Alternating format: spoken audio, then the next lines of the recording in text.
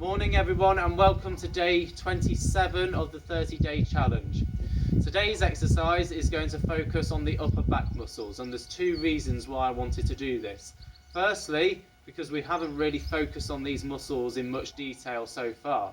We've only really done two exercises which focus on the upper back, so the press-ups and also the back hyperextensions that we were doing. And secondly, both of these exercises were done on the floor, on the exercise mat. And a key reason I wanted to revisit these muscles is because of their implications of controlling our posture. Now, there are obviously a lot of good quality posture related exercises that we can do on the floor, on the exercise mats.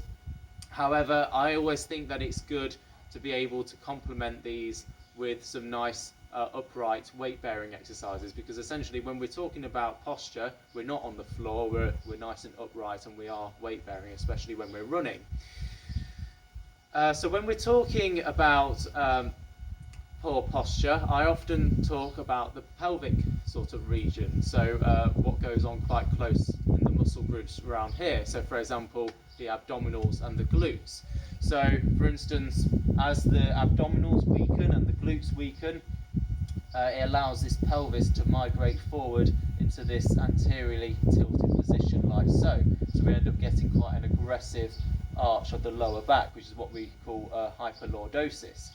So normally we would need a little bit of a lordosis, so a little bit of a curve in the back in order to alleviate pressure, but likewise, if it becomes excessive, it can overwork the back muscles and put more pressure through the spine, which obviously we don't want. But one way in which we often compensate for that is by rounding forwards through the upper body as well, like so. So it round forwards with the shoulders, and this rounding of the upper body is what we call a kyphosis. So again, it should only be very slight, but actually in a lot of people it's quite aggressive as they come forward like so. So essentially, instead of having quite an aggressive S-shaped curve of the spine, we want a nice gentle S-shaped curve instead. Another reason why people might develop a kyphosis is if they're sitting at their desk all day with a desk job. So for example, especially if their seat is too high and their workstation's not set up correctly, so they're having to look down on the screen. So often you get them in this sort of position just here when they're looking at their screen, so you end up getting a lot of tension in the upper back as well. This also translates into our running posture quite often. Now a lot of runners, I think, do have the tendency to think, oh, I don't need to strengthen my upper body at all because, you know, I only use my legs when I'm running. But as a result, often I see in the clinic quite a low definition in the upper back muscles for the runners I'm treating, especially compared to the lower back as well. So this obviously has an implication for a variety of different sports. We don't want to sort of shorten our muscles just here as well for any sports that do require the upper body, because we're going to have that inflexibility in our pecs and our anterior deltoids in our shoulders. So that's going to have obviously a negative effect when we try and bring our arm backwards in order to throw, because we don't throw from here, we have to throw from here, and therefore we stretch through our pecs.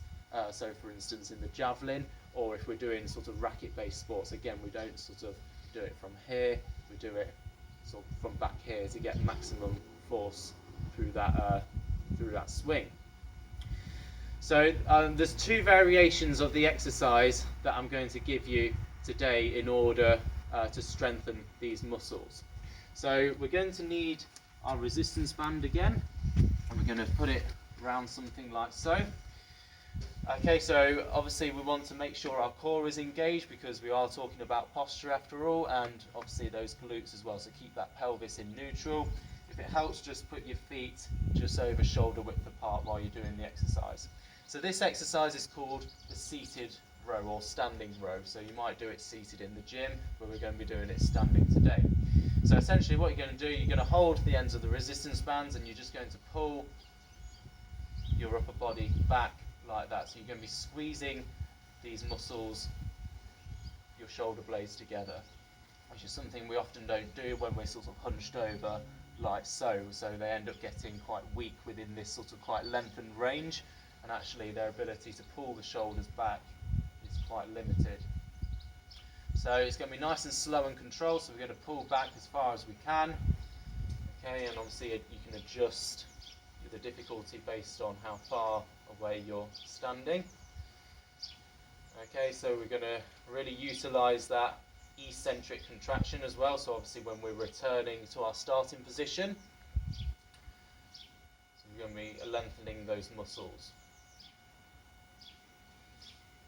So this variation is going to target a huge variety really of muscle groups. So we've got the lats in our back, got the traps, rhomboids, posterior deltoids and biceps. But also, if you want a variation of that, which I personally think is a bit harder, just put the band a little bit higher, and this time you're going to have your arms further up and you're going to pull back like that. So it's going to target all the muscle groups I just mentioned, except this time it's going to focus a bit more attention into those posterior deltoids as well. So again, nice and slow and controlled. Now personally, I actually prefer this variation because when we're doing a lot of throwing, we don't throw with our arm really low just here, do we? So for example, if we're doing shot put, it's from here, it's not from here. Javelin, discus, they're all from here or from here. So you're going to be using these deltoid muscles a lot more. Whereas if you have it down like that, you tend to sort of switch those muscles off a little bit more. But obviously experiment and see which obviously one you prefer and see how you get on with it. So remember to like, comment, share to your friends, etc. Not long to go now, only a few days left, so stick with it, and I'll see you tomorrow for day 28.